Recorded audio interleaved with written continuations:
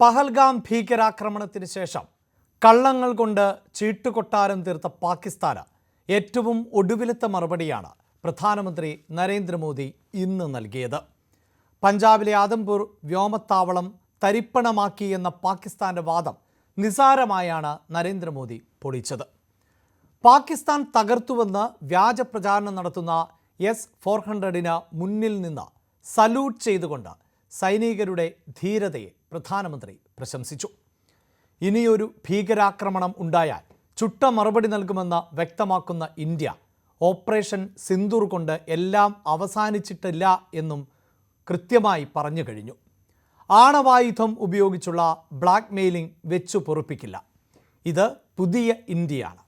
വേണ്ടി വന്നാൽ മനുഷ്യജീവനുകൾ സംരക്ഷിക്കാൻ യുദ്ധത്തിലേക്ക് നീങ്ങാൻ മടിക്കില്ല. ഇനി മറുപടി നൽകിയാൽ അത് പാകിസ്ഥാന്റെ സർവനാശമായിരിക്കും. ശത്രുക്കൾ മണ്ണോടടിയുമെന്നും മോദി പറഞ്ഞു. എന്നാൽ അതുകൊണ്ടും അവസാനിപ്പിക്കുന്നില്ല. കശ്മീർ വിഷയത്തിൽ മറ്റൊരാളെയും ഇടപെടാൻ അനുവദിക്കില്ല. നിയമവിരുദ്ധമായി പാകിസ്ഥാൻ കൈവശപ്പെടുത്തിയ പ്രദേശങ്ങൾ ഇന്ത്യക്ക് തിരികെ നൽകിയേ മതിയാകൂ എന്ന് വിദേശകാര്യ വക്താവ് രൺധീർ ജയ്സ്വാൾ വ്യക്തമാക്കി. പാക് അധിനിവേശ കശ്മീർ ഇന്ത്യക്ക് വേണം.